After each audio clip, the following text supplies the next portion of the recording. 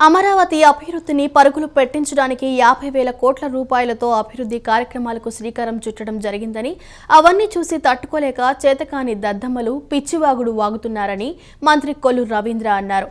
రాష్ట్రంలోని అన్ని ప్రాంతాలు సమగ్రంగా అభివృద్ధి చేయాలనే లక్ష్యంతో ముందుకు వెళ్తున్నామని చెప్పారు. రాష్ట్ర అభివృద్ధిని వచ్చే పెట్టుబడులను ఆపలేరని, రాబోయే 5 ఏళ్లలో ఆంధ్రప్రదేశ్ ఒక స్వర్ణ యుగంగా ఉండబోతోందని తెలిపారు. విజయవాడ తూర్పు నియోజకవర్గంలో 14 లక్షల రూపాయలతో భారతీనగర్ 3వ రోడ్లో చేపడుతున్న సిమెంట్ రోడ్డు పనులకు మంత్రి కొల్లు రవీంద్ర, ఎమ్మెల్యే గద్దె రామ్మోహన్, ఏపీఐఏసీ చైర్మన్ రామరాజు శంకుస్థాపన చేశారు. అనంతరం మంత్రి కొల్లు రవీంద్ర మాట్లాడుతూ వైసీపీ ప్రభుత్వంలో విజయవాడ మహానగరాన్ని తీవ్రంగా నిర్లక్ష్యం చేశారని అన్నారు. ఆ నిర్లక్ష్యమే బుడమేరు వరదలకు కారణమన్నారు. బుడమేరులో ఉన్న మట్టిని ఎత్తుకెళ్లిపోవటం వలన కరకట్ట బలహీనమైపోయి వచ్చిన వరదంతా విజయవాడ నగరాన్ని చుట్టుముట్టేసి ప్రజలను అనేక ఇబ్బందులకు గురిచేసిందన్నారు. ముఖ్యమంత్రి చంద్రబాబు 12 రోజులపైనే ఇక్కడే ఉండి సాధారణ స్థితికి తీసుకొచ్చారని, గతంలో ఎప్పుడూ ఇవ్వనంత ప్యాకేజీ ఇచ్చారన్నారు. రాష్ట్రం నుంచే కాకుండా దేశం నలుమూలల నుంచి వచ్చి 500 కోట్ల రూపాయలు సీఎం రిలీఫ్ ఫండ్కి ఇచ్చారన్నారు. అటువంటి నాయకత్వం మనకుందన్నారు. గత 5 ఏళ్లలో రాష్ట్రంలోని మున్సిపాలిటీలకు ఒక్క పైసా లేదని, 15వ ఆర్థిక సంఘం నిధులను వాళ్లే దోచేసుకున్నారని చెప్పారు. ఒక రోడ్డు డ్రైన్ వేసిన పాపాన పోలేదని, ఎమ్మెల్యేలు 5 ఏళ్లు కనిపించకుండా పోయారన్నారు. ఇవాళ పిలిస్తే పలికే ప్రభుత్వం కూటమి ప్రభుత్వం అని అన్నారు. పెద్ద ఎత్తున నిధులు తీసుకొచ్చి అభివృద్ధి కార్యక్రమాలు చేస్తున్నారని తెలిపారు. సామాన్యులు ఎవరు కూడా బాధపడకూడదు అని చెప్పి నిలబడి చేసినటువంటి వ్యక్తి చంద్రబాబు నాయుడు గారిని అని వాళ్ళు మనం చెప్పొచ్చు. అదే కాదు, రాష్ట్ర నలుమూలనే కాకుండా దేశ నలుమూల నుంచి కూడా చాలామంది వచ్చి ఈ ఫ్లడ్ రిలీఫ్ కోసం దాదాపు 500 కోట్ల రూపాయలు సీఎం రిలీఫ్ ఫండ్ కింద ఇచ్చారు ఈ వరదల నిమిత్తం. అంటే గతంలో ఎప్పుడు లేదు, ఒక చరిత్ర. అటువంటి నాయకత్వం మనకుంది. ఇవాళ రాష్ట్ర వ్యాప్తంగా 5 సంవత్సరాలు మున్సిపాలిటీకి ఒక్క పైసా లేదు. 15th ఫైనాన్స్ ఫండ్స్ వాళ్ళే దోచేసుకున్నారు, వేరే ఆటికి మళ్ళీ ఇచ్చేశారు. ఒక రోడ్డు వేసిన పాపం లేదు, ఒక డ్రైన్ వేసిన పాపం లేదు. 5 సంవత్సరాలు అసలు ఎవరు కూడా అడ్రస్ లేకుండా వెళ్ళిపోయారు. ప్రజాప్రతినిధులు ఎవరు లేరు, ఎమ్మెల్యేలు లేరు. ఇవాళ పిలిస్తే పలికే ప్రభుత్వం తెలుగుదేశం, జనసేన, భారతీయ జనతా పార్టీ ప్రభుత్వం.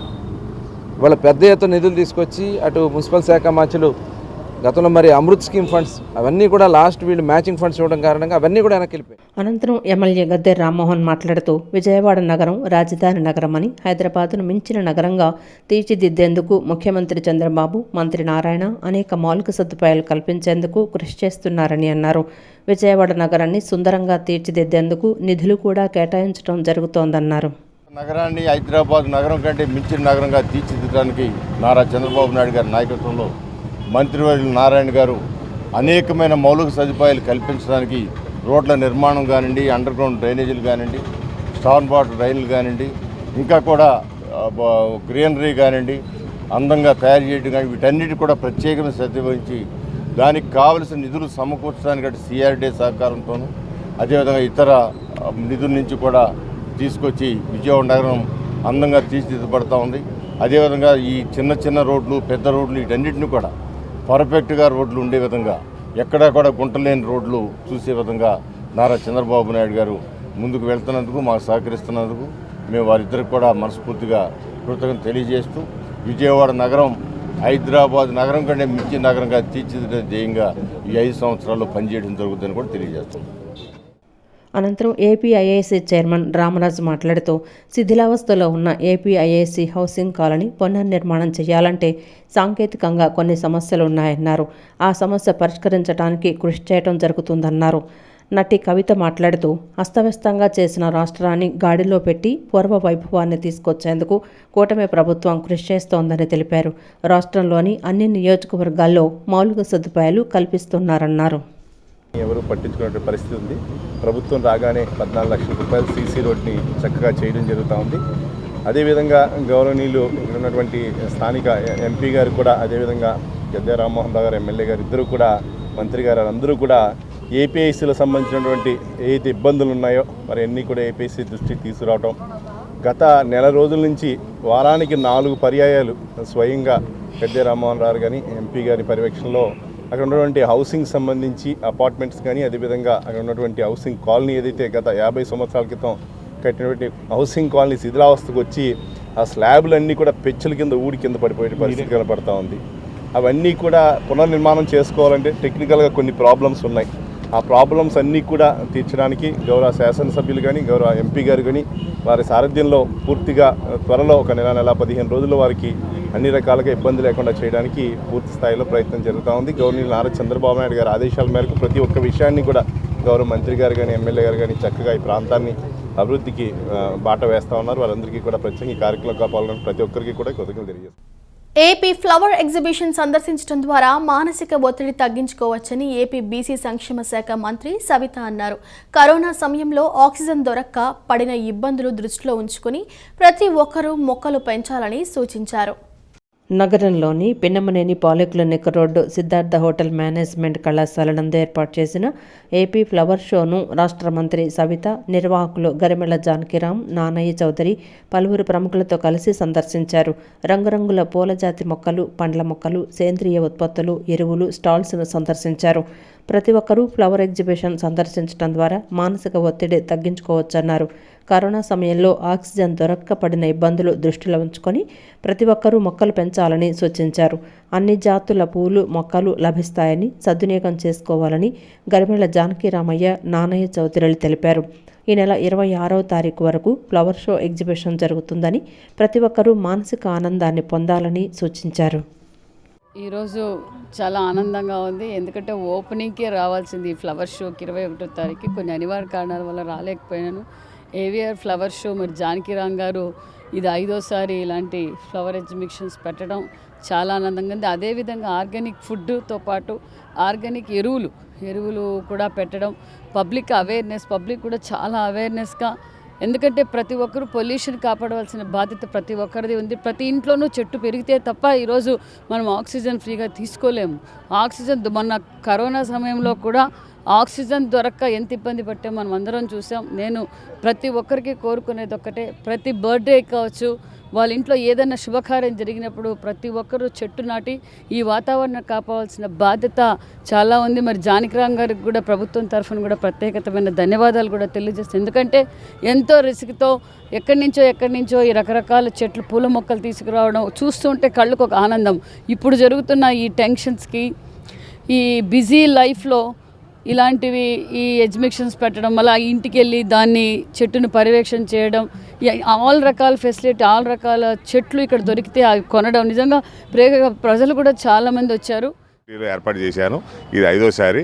అదే కాకుండా పిల్లలకి నిన్న కూడా చాలామంది స్కూల్ నుంచి పిల్లలు కూడా వచ్చారు. ప్రతి ఒక్కరు కూడా, అంటే పెద్దలు కాదు, మెయిన్ పిల్లల్ని వెంట పెట్టుకుని తీసుకొచ్చి ఒక ఐటెం వాళ్ళకు డైరెక్ట్గా, అంటే మనకు తెలిసింది మనం తెలవంది నర్సరీ వాళ్ళని అడిగి పిల్లలు చూపిస్తే రాను భవిష్యత్తులో మొక్క అనే విలువ ఇంకా బాగా పెరుగుద్ది.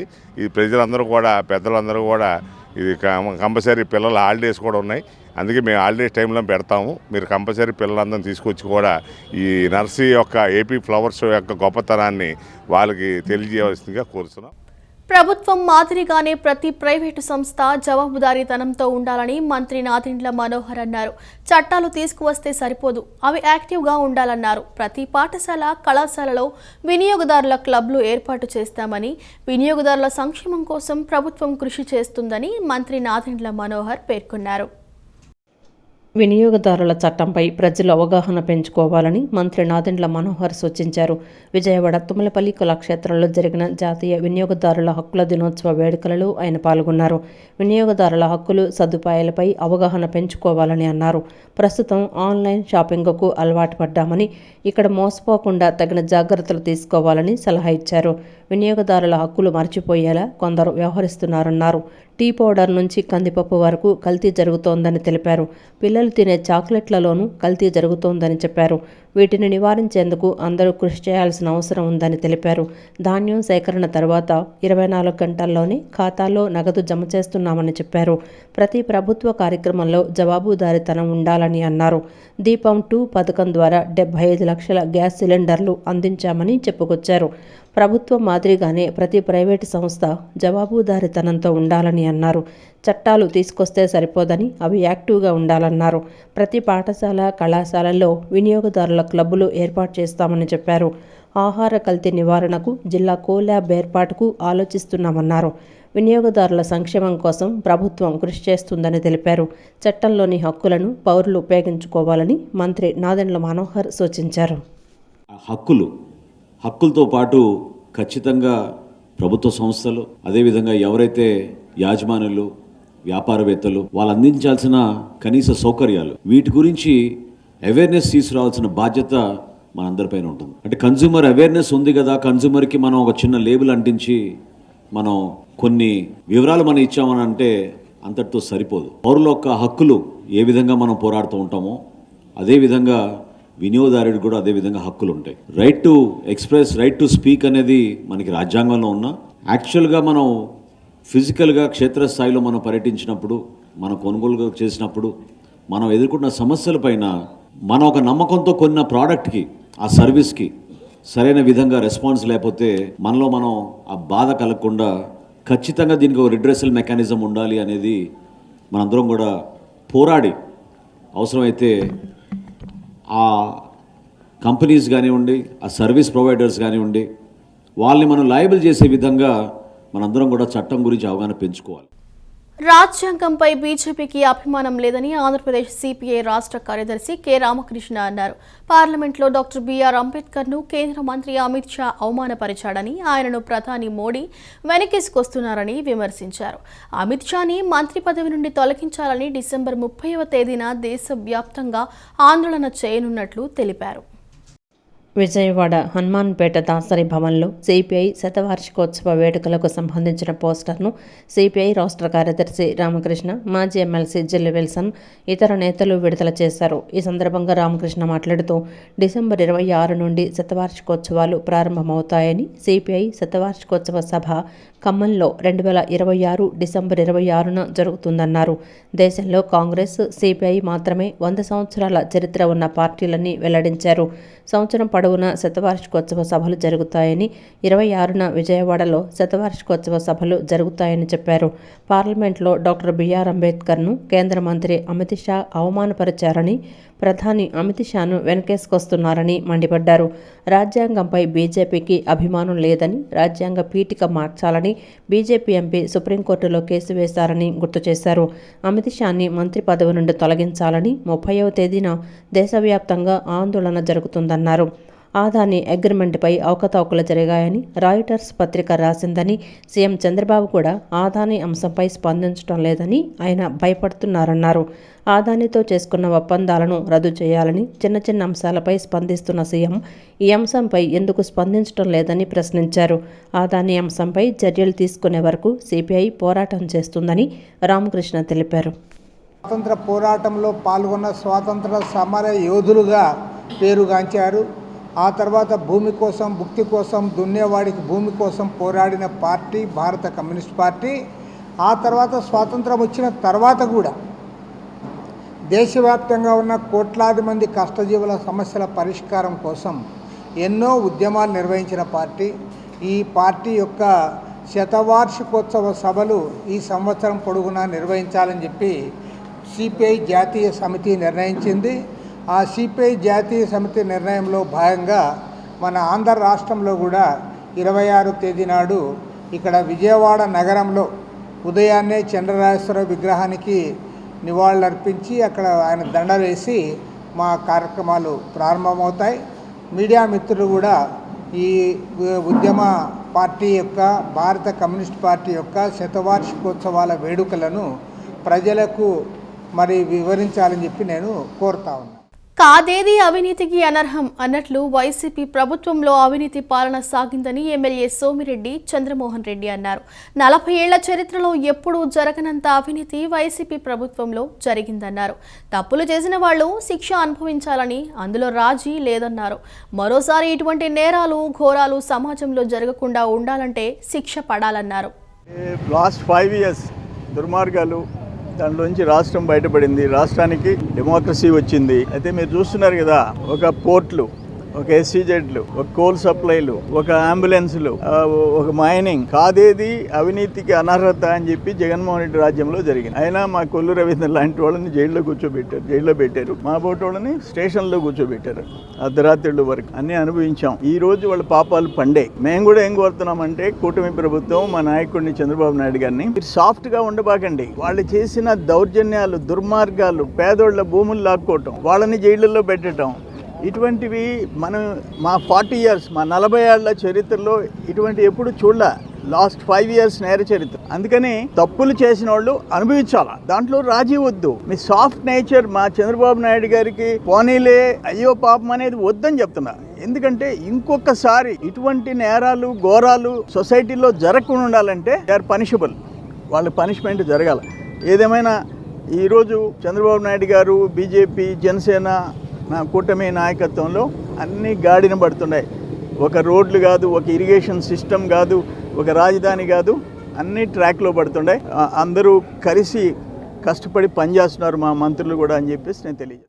మాతృభాష పరిరక్షణ, భాషాభివృద్ధి ధ్యేయంగా డిసెంబర్ 28, 29 తేదీల్లో విజయవాడ KBN కళాశాలలో ప్రపంచ తెలుగు రచయితల మహాసభలు నిర్వహించనున్నట్లు ఎమ్మెల్యే మండలి బుద్ధప్రసాద్ తెలిపారు. సభా వేదికకు రామోజీరావు సభా వేదికగా నామకరణం చేశామని అన్నారు. తెలుగు భాషా ప్రేమికులు పెద్ద ఎత్తున పాల్గొని కార్యక్రమాన్ని జయప్రదం చేయాలని కోరారు. గాంధీనగర్లో ప్రెస్ క్లబ్లో ఎమ్మెల్యే మండలి బుద్ధప్రసాద్ విలేకరుల సమావేశం ఏర్పాటు చేశారు. సమావేశంలో ఆయన మాట్లాడుతూ డిసెంబర్ 28, 29 తేదీల్లో విజయవాడ KBN కళాశాలలో ప్రపంచ తెలుగు రచయితల మహాసభలు నిర్వహించనున్నట్లు తెలిపారు. ఈ మహాసభలను సుప్రీంకోర్టు పూర్వ న్యాయమూర్తి NV రమణ ప్రారంభిస్తారని చెప్పారు. సభా వేదికకు రామోజీరావు సభా వేదికగా నామకరణం చేశామని అన్నారు. ఆంగ్ల పదాలకు సమానంగా తెలుగు పదాలను వాడుకలోకి తీసుకొచ్చి తెలుగు భాషకు అత్యంత ప్రాధాన్యత ఇచ్చిన వ్యక్తి రామోజీరావు అని కొనియాడారు. అలాగే సభా ప్రాంగణానికి పొట్టి శ్రీరాములు సభా ప్రాంగణంగా నామకరణ చేస్తున్నామని తెలిపారు. శాసనసభాపతి చింతకాయల అయ్యన్న పాత్రుడు విశిష్ట అతిథిగా, ఉపసభాపతి కానుమూరు రఘురామకృష్ణరాజు విచ్చేస్తున్నారని అన్నారు. 3 సమాంతర వేడుకలను ఏర్పాటు చేసి సదస్సులు నిర్వహిస్తున్నామని అన్నారు. సుమారు 170 మంది పర్యావరణంపై ప్రత్యేక సమ్మేళనం చేస్తారని వివరించారు. తెలుగు భాషా ప్రేమికులు పెద్ద ఎత్తున పాల్గొని కార్యక్రమాన్ని జయప్రదం చేయాలని కోరారు. సమావేశానికి ముందు సభల పోస్టర్ను ఆవిష్కరించారు. ప్రతి 2 సంవత్సరాలకు ఒకసారి ఈ సభ నిర్వహిస్తారు. ఈ సభల విశిష్టత ఏంటంటే ఈ రాష్ట్రం రచయితలు 500 రూపాయల ప్రవేశ రుసుము చెల్లించి రాకపోకల ఖర్చులను కూడా వారే భరించి తెలుగు భాషా సాహిత్య అభివృద్ధి కోసం తప్పిస్తూ ఈ సభల్లో పాల్పంచుకుంటున్నారు. ఈసారి దాదాపు 1200 మంది ప్రతినిధులు తమ పేర్లని నమోదు చేసుకోవడం జరిగింది. అంతేకాకుండా ఈ సంవత్సరం యొక్క విశిష్టత ఏంటంటే ప్రత్యేకించి యువ కవులకి ప్రత్యేక ప్రాధాన్యతను ఇవ్వాలని చెప్పి భావించడం జరిగింది. వాళ్ళకి వివిధ సాహిత్య ప్రక్రియల్లో తర్ఫీదు ఇచ్చే విధంగా, శిక్షణ ఇచ్చే విధంగా కార్యక్రమాలను ఇవాళ తీసుకోవడం జరిగింది. దాంట్లో దాదాపు 300 మంది విద్యార్థులు ఇవాళ పాలు పంచుకుంటున్న పరిస్థితి. ఎందుకంటే సాహిత్య శిక్షణ కూడా చాలా అవసరం. ఎందుకంటే రాబోయే రోజుల్లో తెలుగు సాహిత్యాన్ని ముందు తీసుకెళ్లాల్సింది యువకులు మాత్రం. అందుకని సాహిత్యం మీద ప్రీతి ఉన్న యువతకి ఓ సరైన దశ మార్గదర్శనం చేయాలని చెప్పన్నది ఈ ప్రపంచ తెలుగు రచయితల మహాసభలో దాన్ని ఒక ప్రత్యేకతగా పెట్టుకోవటం జరిగింది. రెండోది మీ అందరికీ కూడా తెలిసిన విషయమే, ఈ రోజున ప్రపంచ రచయిత మహాసభల యొక్క ప్రధాన ఉద్దేశం అంటే తెలుగు జాతి ప్రకాశం, తెలుగు భాషా వికాసం. అపాయింట్మెంట్ లెటర్లు లేని 410 మంది ఉద్యోగులను తొలగించినట్టు AP fiber net chairman GV Reddy తెలిపారు. వైసీపీ నేతల ఇళ్లలో వంట మనుషులు, డ్రైవర్లుగా చేసిన వారిని ఫైబర్ నెట్ సంస్థలో ఉద్యోగాలు ఇచ్చినట్టు ఆయన ఆరోపించారు. ఇంటర్నెట్, కేబుల్ సర్వీసులను అత్యంత చౌకగా ఇవ్వాలన్న ఉద్దేశంతో ముఖ్యమంత్రి చంద్రబాబు ఫైబర్ నెట్ ప్రారంభించారని 2019లో 10 లక్షల కనెక్షన్లు ఉన్న ఫైబర్ నెట్ 2020 నాటికి 5 లక్షలకు పడిపోయిందన్నారు. జగన్ ప్రభుత్వం ఏపీ ఫైబర్ నెట్లో అక్రమంగా అర్హత లేకున్నా ఉద్యోగులను నియమించిందని AP fiber net chairman GV Reddy ఆరోపించారు.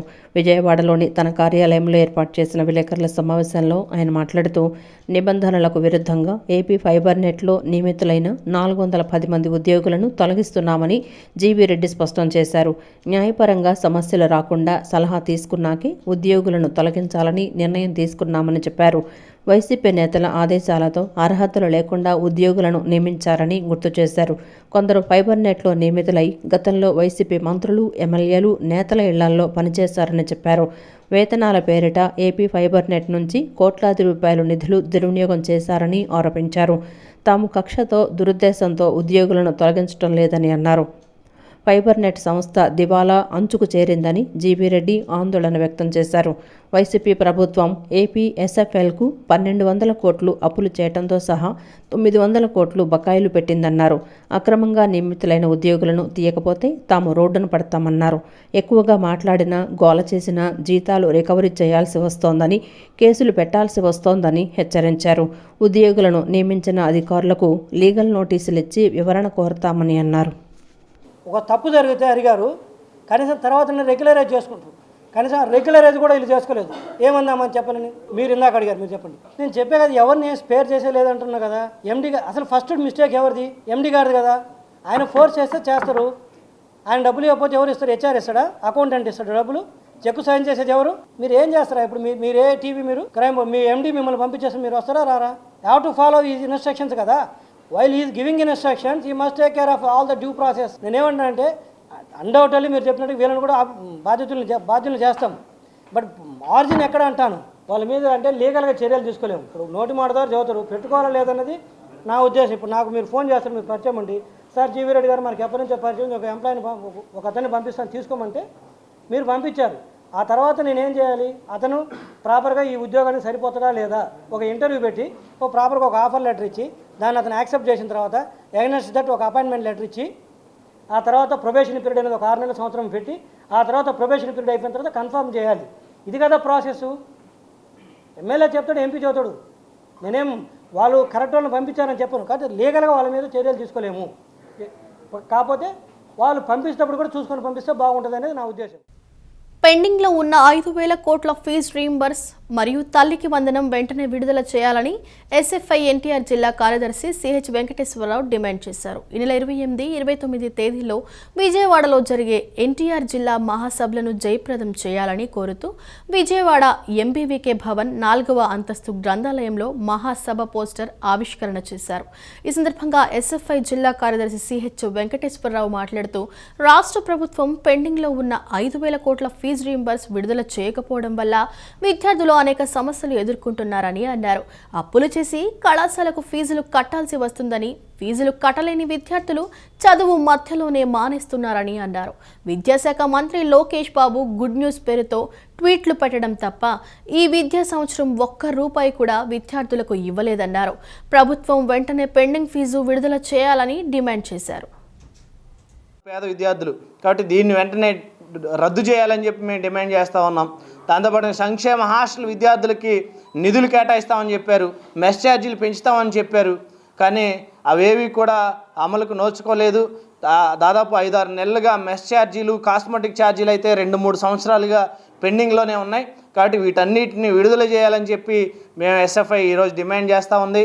దాంతోపాటుగానే అనేక సమస్యలు స్కూల్ ఎడ్యుకేషన్లో వస్తూ ఉన్నాయి. పేపర్ లీకేజ్ అయిందని చెప్పి ఇట్లా అనేక సమస్యలు వస్తూ ఉన్నాయి. కాబట్టి వీటన్నిటిని పరిష్కారం కోసం ప్రభుత్వం కృషి చేస్తామని చెప్తున్నారు, కానీ రోడ్ మ్యాప్ వేస్తామని చెప్తున్నారు. కానీ ఇప్పటి వరకు దాని మీద ఏం తీసుకున్నారు నిర్ణయాలు అనేది ఇప్పటివరకు విద్యార్థి సమస్యలుగానే ఉన్నాయి.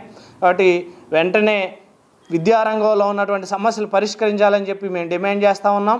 ఈ సమస్యల పరిష్కారం కోసం ఈ మహాసభల్లో చర్చించి ఫ్యూచర్ యాక్టివిటీని తీసుకుంటామని చెప్పి మేము తెలియజేస్తూ ఉన్నాం. కూటమి ప్రభుత్వం అధికారంలోకి వచ్చి 6 నెలలు గడిచిన ఫీజు రీయింబర్స్మెంట్ బకాయిలు విడుదల చేయలేదని విద్యార్థి సంఘాల నాయకులు ఆరోపించారు.